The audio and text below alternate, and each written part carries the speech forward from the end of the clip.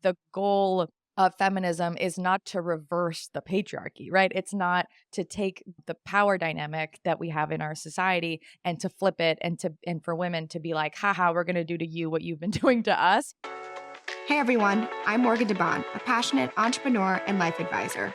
With the Journey podcast, you'll discover that success isn't about the destination, it's about the journey. I'm sharing stories of amazing people who've taken control of their lives. Join me on my own journey to discover the secret sauce behind reaching success with permission from no one else. Welcome back to the Journey podcast. I'm joined today by journalist and best-selling author Liz Plank. I'm so excited because we're going to talk all about the world of feminism. And Liz is a woman who loves men, a feminist woman who loves men, which is counterintuitive to many of you all listening in. And I must say, men, do not stop listening to this episode just because I said that. Okay? Listen to the episode. Don't dip. You guys know I love having all types of guests here. And there's been so many conversations happening in the Black community around the patriarchy, and feminism. And so I felt like Liz would be a good guest for us to just understand a little bit more about how different types of systems work, how we are basically forced into a patriarchal system, whether we like it or not in some ways, and how to counteract that in different ways. But first, before we get into all of that good stuff, I would love to hear, Liz, from you. Just tell the people a little bit about your journey. You know, you started off in journalism. I've read and watched you throwback days when you were with Vox and like even on MSNBC, like all types of stuff. Longtime fan. So, thank you for being here. But for those who aren't as familiar with your journey, tell us a little bit about how you got here. Yeah, I'm Canadian, so I really did not plan on working and sort of living in the United States. And as much as I can be seen as being sort of critical of this country in terms of its politics and the way that it treats women and marginalized identities, and I love America. Like I was always a major fan. Like growing up as a kid, I wanted to be like American, or like I felt American in a weird way.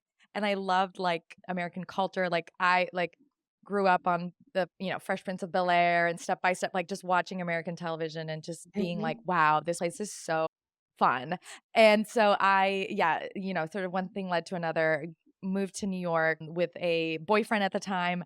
And then, I had a degree in social policy and gender and, had done a lot of sort of around those topics. And I started writing, about feminism. And within a year of being in New York, I was going on MSNBC and I was like, just like imposter syndrome. It's not a syndrome. I literally was kind of an imposter. Like I just was like, what am I doing here? I'm not even from here. And I'm, commenting on government shutdowns and Obamacare. But, these things, there was a lot going on. It was 2013, Right. which was really 10 years ago. I think a lot about numbers and I think everything kind of happens for a reason. I do think like 10 years ago, there was, Beyonce coming out as a feminist and there was just like a lot happening. Right. And I think that 2023, the year that we're in right now, is also there's a lot of like movement. There's a lot of energy. There's a lot of, conflict, but also a lot of, I think, even resolution and people coming together around these issues. So I ended up writing a book about men called For the Love of Men. And put love right there in the title. And I really do think it's important to talk about sexism and talk about the patriarchy and how it hurts everybody. And I feel that way about homophobia. I feel that way about racism. I feel that way about so many isms, like ableism. I'm working on a film right now about, discrimination against disabled people.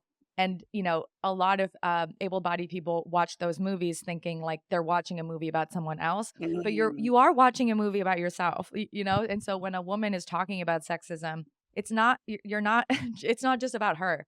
It's also a story that includes if you're a man. So that's been kind of my approach so far to the work that I do. So interesting. And I definitely want to talk more about the film that you have coming out soon as well. So can you just define feminism from your perspective? Yeah, I mean, feminism at its core is the social, political, and economic equality of the sexes. And inherent in that definition is sort of the idea that we are not equal and there are these disparities, and that, the ideal would be for us to achieve a world where we're all equal. But I also think that feminism means whatever it means to you, and again, I feel that way about ableism, where my definition of ableism as a non-disabled person, would be one thing, and to someone else it might mean something completely different. And I think we get a lot out of sharing what these definitions mean to us. Basically, like, Mhm. I'm giving you the worst answer, which is like there is no, I And I don't think really that's what believe that that was there why I is a wanted to ask definition. you, because I do feel like Yeah, different people have different perspectives of what feminism yeah, means. And it's like, I totally. think some people hear feminism and think it's people who think women are superior to men, that there's a hierarchy Right. where it's, if not men on top, women on top, which isn't Mhm. actually what we're saying. Yeah, and I think what's been really exciting in the last few months. And I think about I think cultural artifacts and moments are, I love it. I think it's almost like gives us an ability to be at school without going to school. Like, Mhm. you don't have to read a textbook about, feminist theory, and like you could watch the Barbie movie and then have a conversation about it, right? Yes. Whether you like it or not. Like it's not like, I think I've had the most interesting conversations with people who don't feel the same way that I feel around it. But I think the Barbie movie did give us a really interesting sort of proposition of like what matriarchy is, and Mhm. and and and even, right, like that the goal of feminism is not to reverse the patriarchy, right? It's not to take the structure, the power dynamic that we have in our society, and to flip it, and for women to be like, haha, we're going to do to you what you've been doing to us, which kind of is the vibe of the Barbie movie, at least at the beginning. And I was like, oh man, this is going to reinforce that idea. But then I started doing a lot of research around matriarchy, and just that matriarchy is, again, we think would be a bad thing for men, Mm. just based on its name, because patriarchy is pretty bad for women. Right. Matriarchy is not necessarily bad for men. And the way that matriarchies tend to organize is actually not with a power structure. There is no domination, right? And so these principles that we've adopted under patriarchy, which I don't think a lot of men even like, right? I don't think they do either. Yeah, which is a whole other topic. And that was a lot of what my book was, sort of investigating, which is like, are do you like this? Like, because a lot of men, I was like, I don't feel like you like this patriarchal, like, you're told that you're told that you gain a lot from it, and you're told that it benefits you, but actually, does it? No, I think it When we makes them really more look at it. stressed. I think it causes more Yeah, chaos, more pressure, more like yeah. societal expectations. Like when I talk to my male friends that are living a very typical patriarchal life, I would say, Mhm. I'm like, you seem unhappy. Like this seems Yeah, miserable and lonely that's and it. very toxic. And just like, are you sure you don't want like help? Yeah, it's and once, I think for of men, once they are offered help, or they are offered a different alternative, which we have to also acknowledge the pressure that the patriarchy puts on men to defend the patriarchy and to co-sign it, right? And men get punished, right, for deviating away from its ideals. But Right.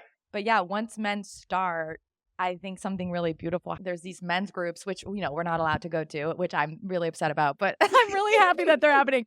But sometimes I've just been like, man, I wish I could, be a fly on the wall. But from what I've, been told by a lot of men who are part of these groups, like, they're like, these groups go even, like, if you think women are emotional with each other and vulnerable, like, the men's groups go hard, like, in the way that just men go harder, Yeah.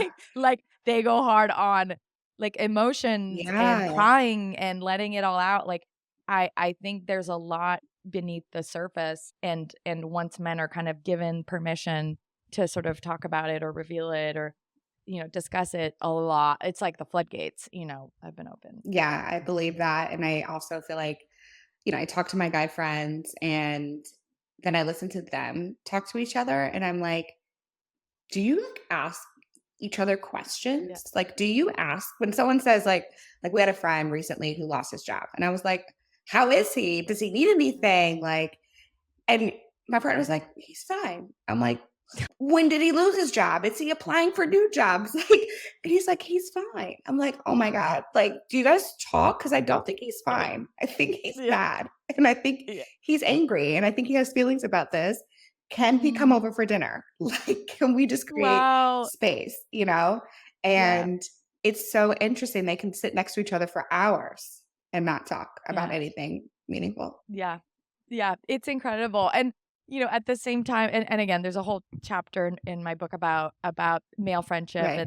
and just the again, what you're saying is anecdotal to you, but it's supported by a lot of data and research that we have of friendship and look, we're all more isolated than we used to be, but yeah, for men it's really very, very worrying to see the amount, like the lack of close relationships, that even 20, 30 years ago, men had, 3 or 4 times more friends Wow. than they do now. And it's like it's a health risk, right? Like Yes. not Literally. having that closeness, and it leads to again some of the issues that we sort of associate with men, like higher suicide, Right. rates and addiction, issues and all of that. So I'm with you. And then at the same time, sometimes I look at the way that men are friends and I'm like, man, that'd be kind of nice. Like To how just sit women and not have to you unload emotionally on each other. yeah, and explain like every bad date you've been on recently and like Yeah. and if you don't want to talk about it, they get worried and you're like, "No, I just don't. Can we just talk about farts and football?" Yeah. So I sometimes I do. There's that SNL sketch about like I think Travis Kelce's actually in it. Um Where, the like, get yourself a straight male Oh, friend yeah, yeah, to, yeah, like yeah. you won't have to worry about drama or, like, expensive trips. Right. I think we have a lot to learn from each other, actually, and again, I think that women can go to one end and men can go to the other end, and, like most things, I'm like, there's something in the middle, That's that right. that seems pretty great. Yeah. Tell me, you've talked a little bit before about how women's relationships also, even like gossiping and having conversations, can impact our ability to share information. Can you just talk a little bit more about how do women interact in your experience and based off of your research, In terms of how they're friendships and affected by relationships? Oh, I mean, like there's all kinds of really interesting data about relationships. Particularly, I was talking to this couples therapist Hmm. for my book, and I was like, "What's the number one thing that like is men's problem? Like when you see couples, like what's the recurring thing that Mm. men, kind of get wrong or have to work on?" And she said, don't try and be right, or she said like, listen, don't try and be right, Mm. sort of this idea of yeah, would you rather be right or would you rather be happy, and like kind of that idea. And then I was like, what about women? And she was like, codependency, like that a Ooh. lot of women are, yeah, have a tendency towards codependent relationship dynamics. And if you don't know what codependency is, the easiest way for me to understand it is like, it's an addiction to people. It's an addiction to relationships. So, we're used to addiction being to substances or to our phones or to gambling and whatnot. But there is something called codependency, which is you're addicted to your like relationship to other people Yeah. becomes more important than your relationship to yourself Yeah. and you as a whole. And so I think women, again, it can look better from the outside, that like she's so self-sacrificing and Hmm. she's this martyr, right? Like she does everything for her family, or sure she does everything for her man. But there's like this resentment and this expectation of getting something in return and a big need for control, right? Like Hmm. it is a form of control that is not necessarily physical, or right, but that's emotional and can be very bad for relationships. And then I asked, like, what about gay couples, like gay men? And she was like, oh, often it is internalized homophobia and sort of these ideals of masculinity that, sort of Manifest put different a damper ways. on the Hmm. relationship. And then I said, what about gay women? Yeah. And she was like, they're the easiest. She was like, and she didn't mean that they don't have issues, but she basically was like, when it's two women, you're just dealing with the issue. That's true. Like that there's Yeah. not these power dynamics, right? and I think about that a lot, I think about the way that, and I hope it's not too crass, but I really do think the patriarchy is like the biggest cock blocker to women and men's relationships. I think that it really prevents us from having the kind of intimate Relationship. connection, the amazing sex, right? Like all of the things that we love and want to get from our relationships. I think that it sort of instills certain dynamics. And if you're not fitting into the role, the predetermined Right. role, it'll create issues, but then you don't want to talk about it because you don't want to acknowledge it. And you're like, I don't Yes. want to be mad because I'm making less than my wife and like it shouldn't affect me. So I'm not going to talk about it, but Right. then it's going to come out in all these other ways, right? Like, so it does, I think, especially when it's not acknowledged, it can really wreak havoc on a I relationship. think so too. More recently, as in some ways, I feel like I tried really hard to take myself out of power structures because I decided to be an entrepreneur and not work in Yeah. tech and big tech. I felt like there was just the odds were stacked against me in so many different ways. And then I built this company. I've got, incredible employees. We have a really diverse workforce, men at the top, women at the top, all types of different things going on at Blavity. So I felt like I had a little bit of a utopia in some ways. And then when I got pregnant, I really had to deal with a lot more of society's expectations of women as a part of this journey, and even have a really intentional conversations with my partner, not because he's not a feminist. He is, to the best of his ability, a feminist.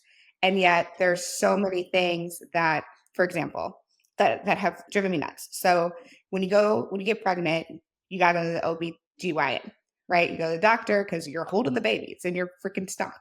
You got to go get checked up. And then, you do that monthly, and then it goes to every 2 weeks, and then it goes to every week, like as you get closer. The reasonable part of me wants to say, babe, you don't have to go to this every week. Like, this is crazy. The baby's fine. I'm fine. Takes 20 minutes to get there, 20 minutes to get out. It's a 30-minute, right? Appointment. We both work. We're both entrepreneurs. Like, you don't have to go. But then the feminist in me is like, you absolutely have to go. Like, why am I carrying this ridiculous ass time burden? I'm already carrying the baby. So like, you need to go. But then I'm like, but Hmm. you're just saying that? Like, I have this whole dialogue Yeah. with myself of like, but you're just doing that to punish him? Like, what is going Right. on? And then Wow. I get to the appointment. I have one actually today, and he's not going because I was like, you don't have to go. I get to the appointment and you have to pay for your copay, which I pay for because I'm just the person there with my credit card. And then they need all this other appointments that you have to make. And it's this whole mental load that I'm responsible for. They text you before, they call you with all these questions, all this paperwork. And I'm like, this is the beginning of the end for my freedom as a Right. woman. This is Mhm. crazy. And I know that not any individual person is trying to impose these things on me. But I Mm. also feel like women get such an unfair part of the burden or the system. And if he went to an appointment, he would be like rewarded. Oh my God, it's so Right. nice that you went to every single appointment. Right. Right. What? Yeah, yeah. It's that it takes so little for a woman to be deemed like a bad mom, and then it takes so little for a guy to be deemed like an amazing father, Yeah. right? Like That supportive partner. Like, what are you talking right. about? Yeah. Wow. I mean, how have you talked about it with him? I Like, about have. your I feelings about have. it? And I said, we had this conversation where this was like a couple weeks ago. He was building a lot of things. We got all these gifts for the baby. You got to build the crib, you got to build the freaking toy things. I Yeah. mean, everything Okay. has to get built. And so he was the builder. And I was like, are you ready for me to go into labor? Like, are you ready for birth? Are you ready for like postpartum? Like, it gets really yucky. Like, it's just, there's like a lot that goes on. Are you ready? And he was Mhm. like offended. He was like, what do you mean, am I ready? Like, I've been over here building this crib. And I'm like, no, no, no, no, no, no, no, no, no, no. Building and buying things is not the same Yeah. thing as taking care of me so I can take care of baby. And you can take care of baby to some extent, but if I'm breastfeeding, I mean, really, it is the baby's going to be physically attached to me for 10 plus hours. Right. So we actually had a conversation and I offended him because in his mind, he's like, I'm doing so much. You don't even have to Mm. lift a finger. You don't have to get up for water if you don't want to. And in my head, I'm like, yeah, but that's not what I'm saying. But Right. we had to actually really not like go at it, but we had to like I wasn't trying to offend him, but I also felt like I needed to set my boundaries and my expectations up before Right. baby gets here for Good my for you. hormones go crazy. Right. And it was a tough conversation. And his perspective was like, I love you. I would do anything that you ask me to do. I don't even know what you're talking about. And I'm like, but the fact that you don't know what I'm talking about is what I'm talking about. Like you have the privilege of not having to look at these birth videos that I have No. to look at constantly. Yeah, and there's so much that, again, I haven't been pregnant, Yeah. so I can't really, speak to it on a personal matter, but I do think that men part of again, I'm generalizing, but, Yeah. like, when we think about just the insane gap in terms of how much work is done around the house and just how men fall short in really every country, even the, quote, unquote, "feminist utopia" countries like in Scandinavia, there's still a disparity. And I think the assumption is, like, they're doing this on purpose. And even, like, with my dad and my own parents who are pretty equal, but, like, Mhm. still there's, stuff I notice, I still will, like, indict my dad, and Mhm. think, like, it's like an indictment. But then I think so often it's that they literally don't realize how much we do.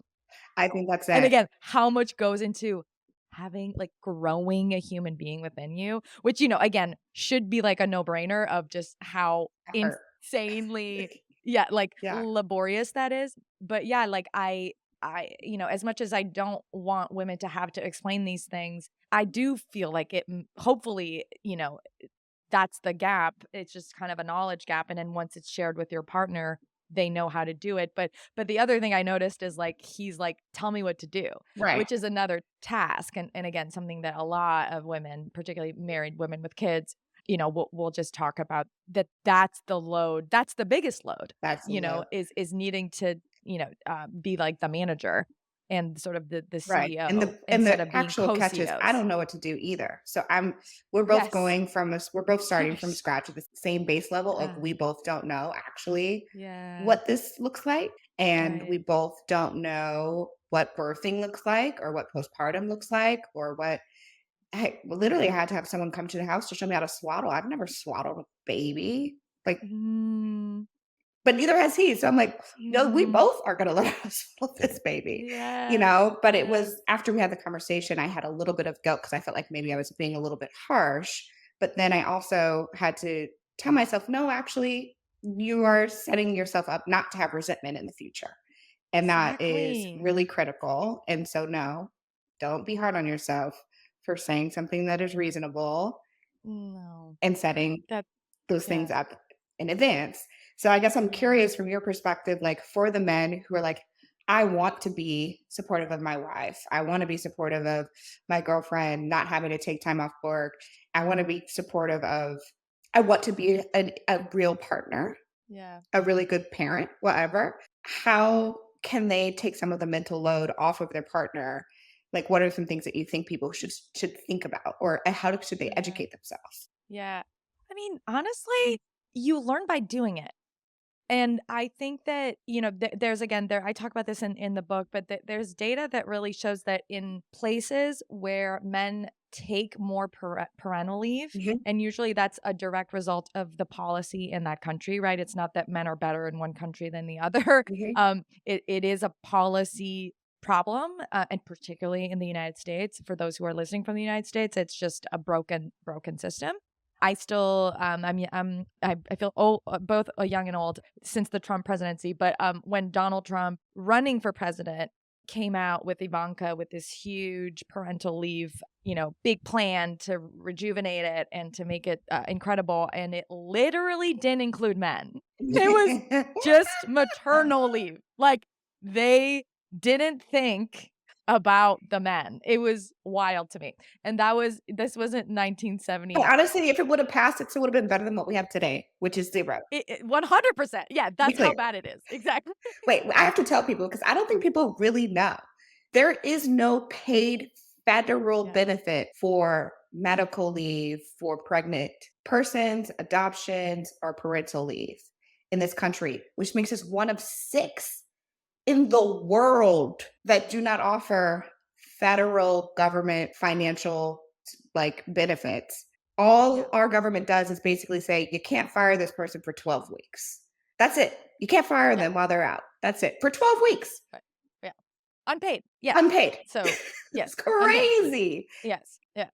It's wild. Us and North Korea, and yeah, 4 other places. It's like, cool. Yeah, I was in North Korea Sorry if anyone's doing listening great from North here. Korea. But again, what I think is encouraging is some of this data that shows that, yeah, in places where men take more parental leave, there's less of a gap Mhm. in that domestic labor.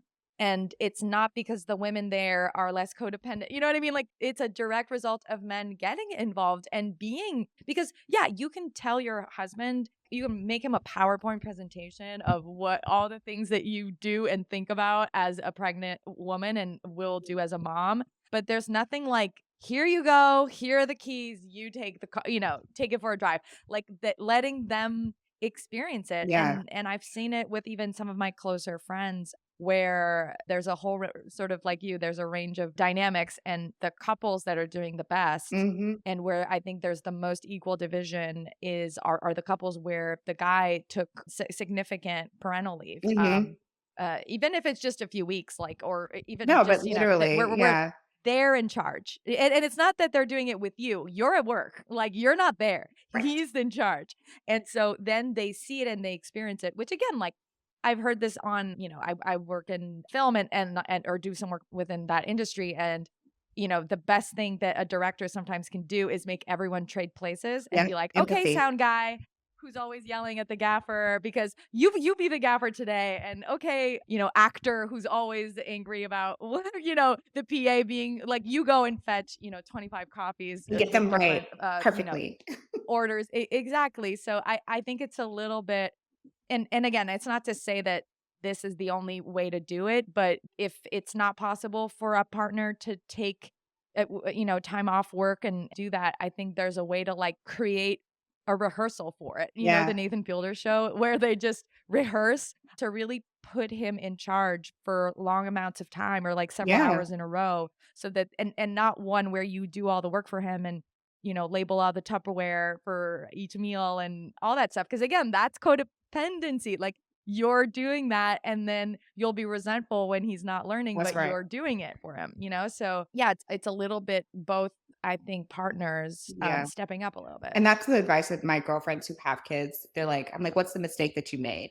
And they Oh, said, because I was the primary caregiver for the baby, naturally, physically, when there was a time, because first, like if you're breastfeeding, you might do that for a couple weeks exclusively, and then you introduce the bottle, and then someone else could give the bottle to the baby. And so, like, someone else could do it. And they said they controlled so much and gave so much negative energy once there was moments to pass the baby off, that it just completely demotivated the situation and created too right. much conflict. So then they wound up back with the burden because they were Mm. unable to let go. And it's like, Yeah. and I was like, oh my gosh, so many Yeah. landmines. Yeah. I mean, landmines are opportunities, if you survive it. Yeah. Like, it's an I think we'll get it opportunity. down. We're talking about it, thinking about it Yeah. now, but I share that just for anyone who's listening in. Think about how that Yeah. applies to your life, whether you're pregnant or not. Like, most people listening to this podcast are not pregnant, and maybe half the women listen to this don't ever want kids, which we've talked Mhm. about.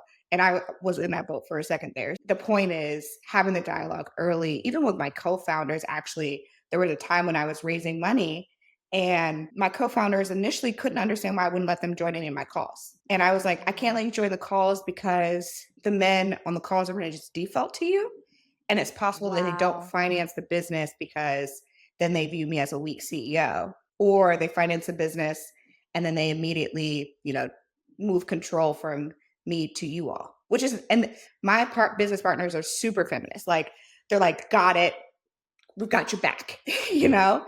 But they didn't even, like, at first there was like a little bit of like, wait, why don't you want me on this call? Or why do you want me in these meetings? Mm. Like, these are super important investors because we're Wow. fundraising. And there was this one moment where I was raising my Series A funding, which was like wound up being at $6 million with Google Ventures. And we were at the end of the process. I'd met with this VC and all of the partners like 2 or 3 times at that point. And I needed to show our executive team, because take gender out of it, a good executive team is really what people are investing in that early stage. And so I had to make a decision. Am I going to go to this meeting with 8 men in the room of the Mhm. VCs with just me? Or am I going to go into this room with my co founders who I love and respect and are genuinely my business partners, but who are men? And how are we going to manage these dynamics? And how am I going to make sure like, it was just a lot, you know? And ultimately, I Wow. had the guys come with me and I asked them, I was like, I know I've said I don't want you in these rooms, but I need you in this room, because this is our last chance. And luckily it worked out. But I just remember like spending so much energy contemplating the dynamics, you know? Wow. It's Wow, that's fascinating, and I have so many examples that pop in my mind of times that I've also, even with the Main Enough podcast, Hmm.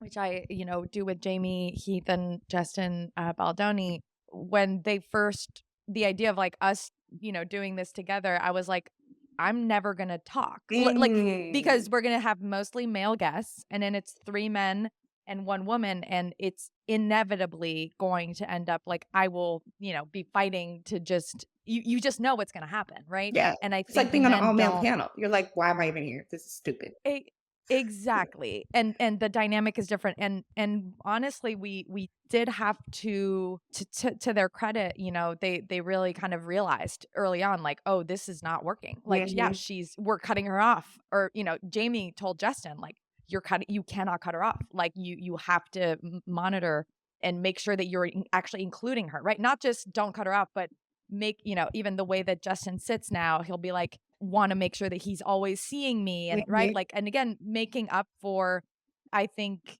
the spots that he wouldn't necessarily notice or sort of see, and being more deliberate That's about it, right. right? And I think that's great when men are really able to sort of do that.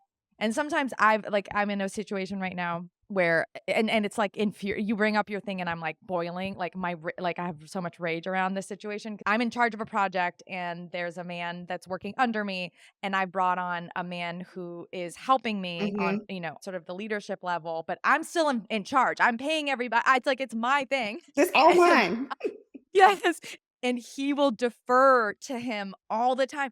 And now I'm using the patriarchy to my benefit, right? Where I'm like, I'll be like, yeah, he's gonna, I'll use like the other guy to make my other guy work harder.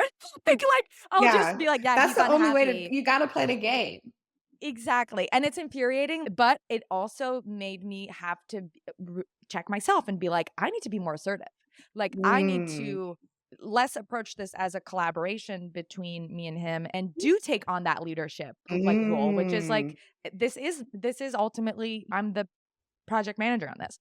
So, yeah, it's I so think that's key. I think that's yeah. key. It's like, in what scenarios do we set up spaces where we're trying to run a matriarchy, but it's like, mm-mm, this is actually not a Mhm. matriarchy scenario. Yeah. This is a Yeah. I'm the boss Yes. and I'm the Yes. boss scenario. Yeah.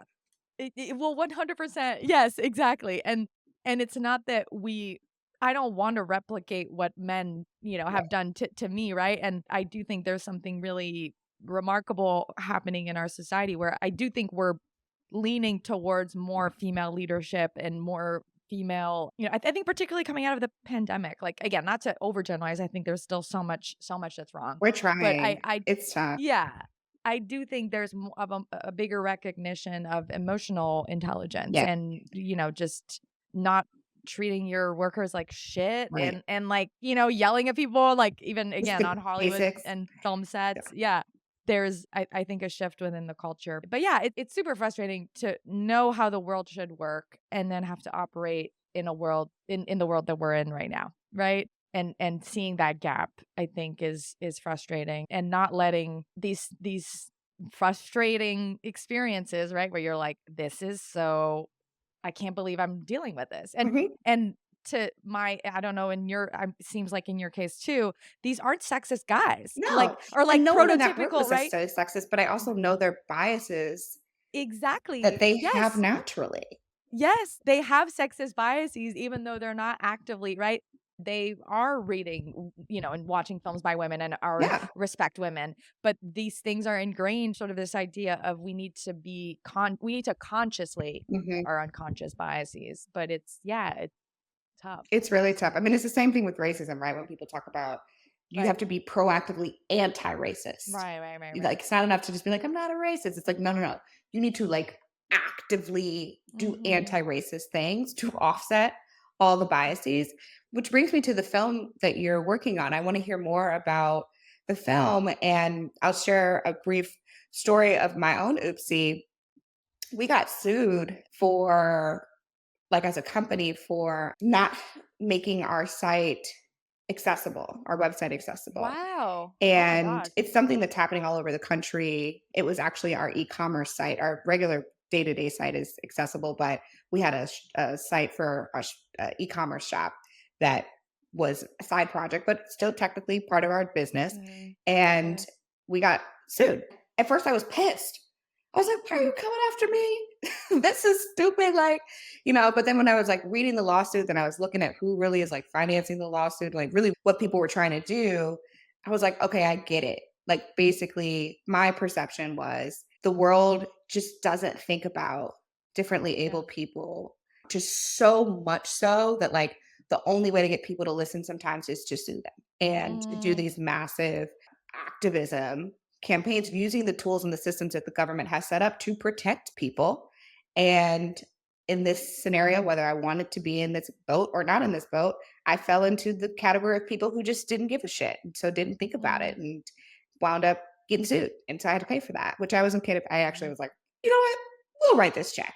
I agree with this, Wow. Who and was it was a the good group? moment for me once I got past the pissed off, you're suing a black woman in a small black business and blah, blah, blah, blah, blah. Like, once you get past all of that, I was like, this is a learning moment for me. And we actually made a bunch of other changes that were not really related to that, but just related to being more accessible across the company.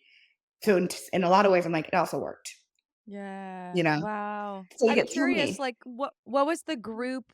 Was it like a group of disabled activists Yeah. who were okay? Yeah, and it was because people couldn't see. If you were hard at seeing, I don't know what the Right. appropriate language is, but if Yeah. you couldn't see well, there are certain things that we needed to have in, like, the metadata of how the code was written, because we were using some sort of like Shopify template or something. Like, it didn't have all the things that if someone needed to see what was on the site to purchase a product, they couldn't have done it. Okay. Which is like, okay, fair.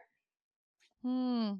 Good for I mean, that's amazing that you I think you're amazing, like, that you had that because again, getting sued is awful, Awful. and it's expensive. It's like it's just a yeah, I was sued for my film actually, and so I just like, it ruins your life, like, it just, It but can. then for you to be able to, really then examine, "Okay, why is this happening, and how can I use this moment to make my business This is after I more got through accessible?" anger And and all the things. But yeah, good yes. for you. That's great. Wow. And how much did it cost to make it accessible? I'm just curious. Oh, it was a trivial cost. It was like just a code Okay. update.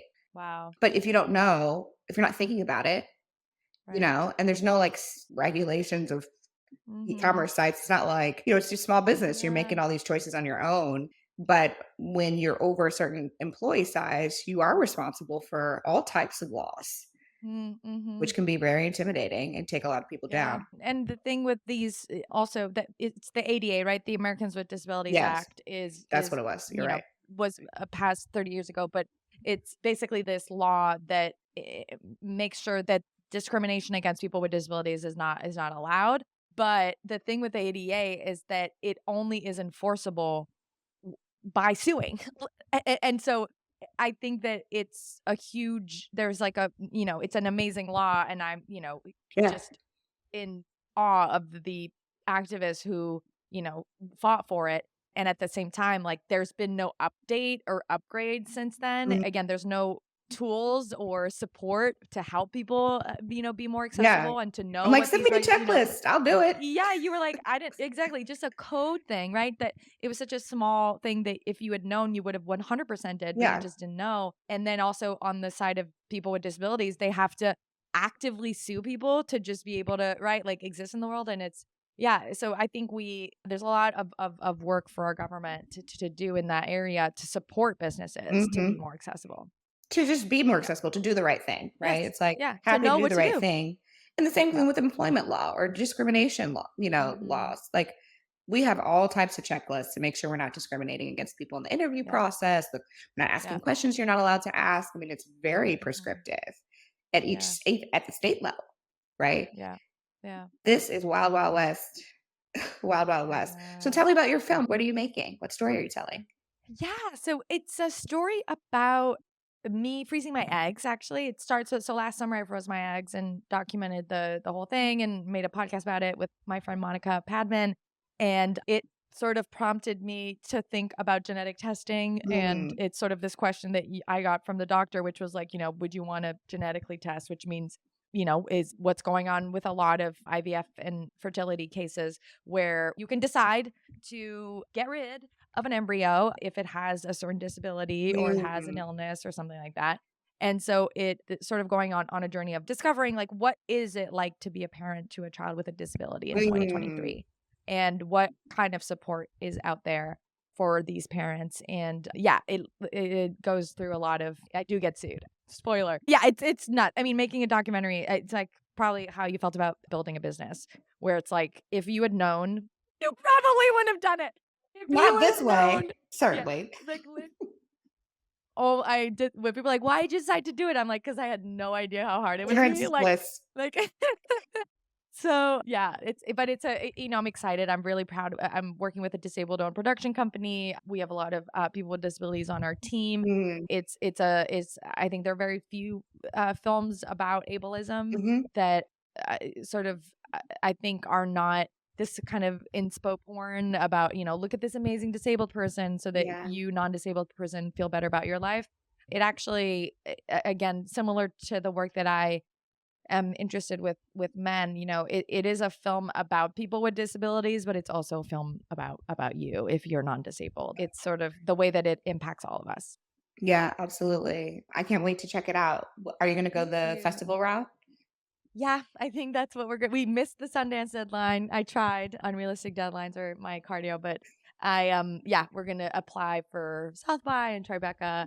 I still need like finishing funds. But yeah, because I'm also producing it. I mean, it's not It sounds like intense and like a whole other yeah, episode another day of like, yes, what? yes. Yeah, it's a lot, but thank you for asking about it. And yeah, if people want to follow along, we have an Instagram, Not So Special Film, that Perfect. people can We'll link that in follow. the show notes. I think that so many women are considering the fertility journey Yeah. and they think more about should I freeze my eggs or not freeze my eggs. They don't necessarily think about the questions that you are talking about in terms of Hmm. all the decisions you need to make along the way. Yeah. And I think it'll be really helpful for people. Thanks. I hope so. Well, Liz, I could keep going, but I feel like we've Yeah, you're covered enough awesome. and people's brains are probably like, all right, ladies.